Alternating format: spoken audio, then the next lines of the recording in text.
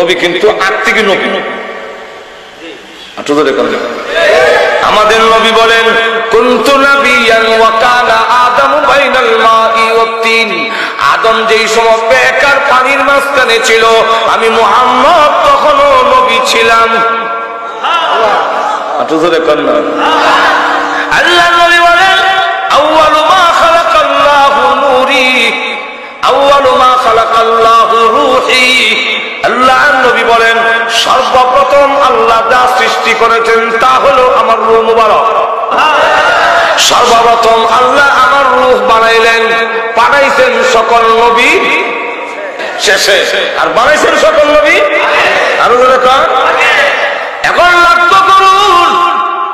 আল্লাহ রাব্বুল আলামিন বলেন নবী গো আপনি কিন্তু বলবেন না, আমি আপনাকে সকলের সামনে প্রমাণ করে দিব। অপরদিকে নবীজি দুনিয়াতে আসার সাথে সাথে সকলের সামনে প্রমাণ করে দিলেন এই ছেলে সাধারণ ছেলে নয়, তার বুজুর্গি, তার মর্যাদা, তার সম্মান সকলের সামনে আল্লাহ তুলে ধরলেন। লক্ষ্য করে দেখুন, আল্লাহ নবীকে যখন দুনিয়াতে আল্লাহ পাঠাইলেন, যখন নবীজি সুবে সাদিকের সময় দুনিয়াতে আসলেন, আমরাও বুঝতে পারলেন এই ছেলে সাধারণ ছেলে না।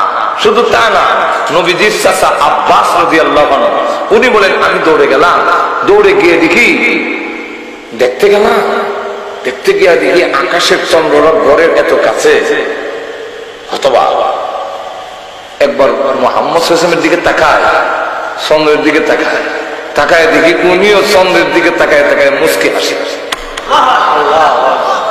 ওনার মাথা মোবারক ডাইনি ভাবে নাড়াইলে আকাশের চাঁদ ডাইনি ভাবে জোরে কর না। হায় হায়, এই কথা কারে বলবো, কে জবাব দিবে? যেদিন আমি মুসলমান হইলাম ডাইরেক্ট বিশ্ব নবীর দিকে ওই আকাশের চাঁদ আপনি যেদিন দুনিয়াতে এসেছিলেন এত কাছে কেন এসেছিল? আপনিও তাকাইয়া মুস্কি আসছিলেন, আপনার মাথা মোবারক ডাইনে বামে নড়াইলে আকাশের চাঁদ ডাইনে বামে নড়ল কেন?